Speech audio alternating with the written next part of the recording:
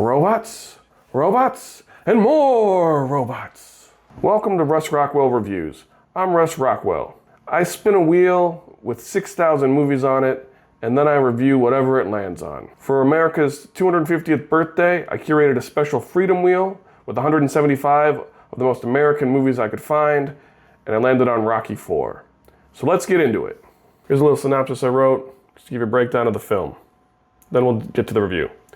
Sylvester Stallone once again writes, directs, and stars in his fourth installment in the Rocky series. After the death of his friend and former rival, Apollo Creed, played by Carl Weathers, in an exhibition match against Soviet boxer Ivan Drago, played by Dolph Lundgren, Rocky Balboa agrees to fight Drago in Russia.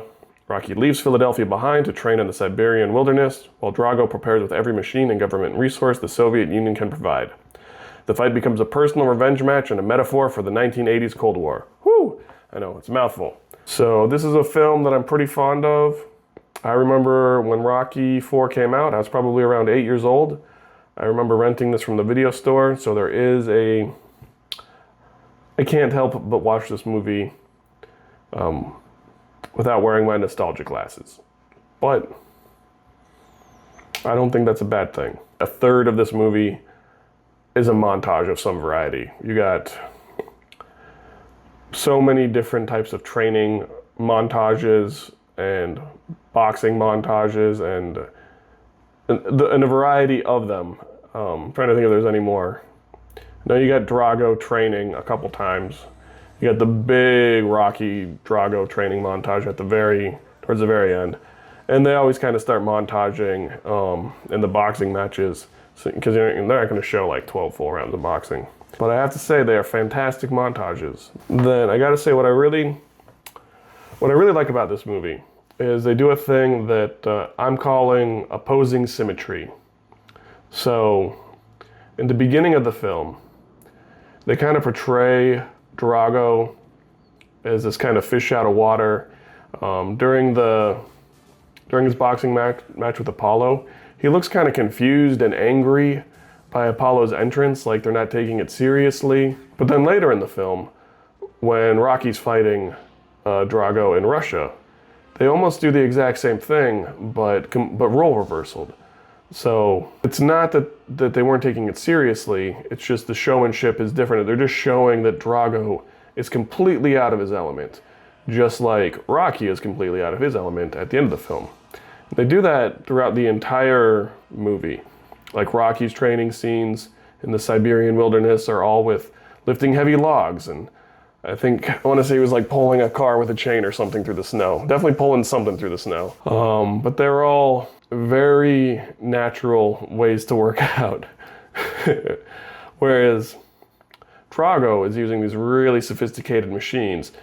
And that's where I get this, like, it's like the burning heart versus the iron fist. Like, they're yin and yang. They're polar opposites, but they're also kind of the same at the same time. Rocky has his family helping him, training him. Drago just has a team of like scientists that treat him like a laboratory animal. So that's why I say I'm calling it opposing symmetries, and it's done throughout the entire film. And it's kind of, I don't know, I thought that was really cool. I thought that was great. Another big moment in the film is Rocky's big speech at the end.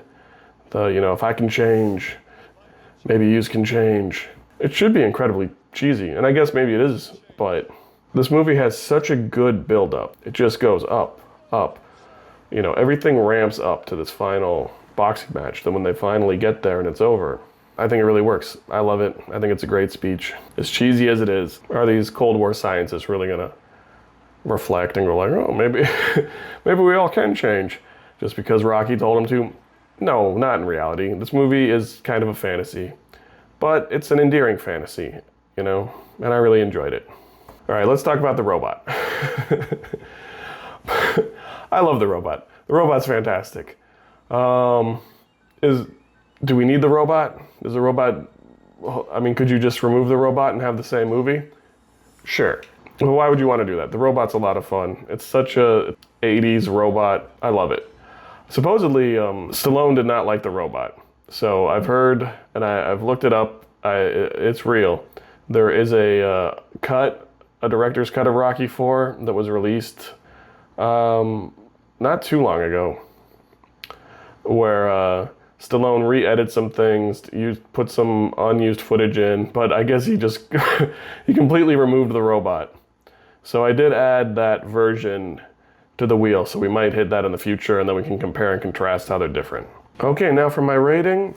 So here on Russ Rockwell Reviews, I've just kind of been giving things a watch or don't watch rating, just trying to keep it real simple. Now, although Rocky IV kind of lives in the shadow of the previous Rocky movies, I think it's really great. I think it's a definite watch. It's not a very long movie. It just moves. I mean, it might not have the depth of the earlier Rocky movies, but it does have the heart. And it's a really fun, enjoyable watch.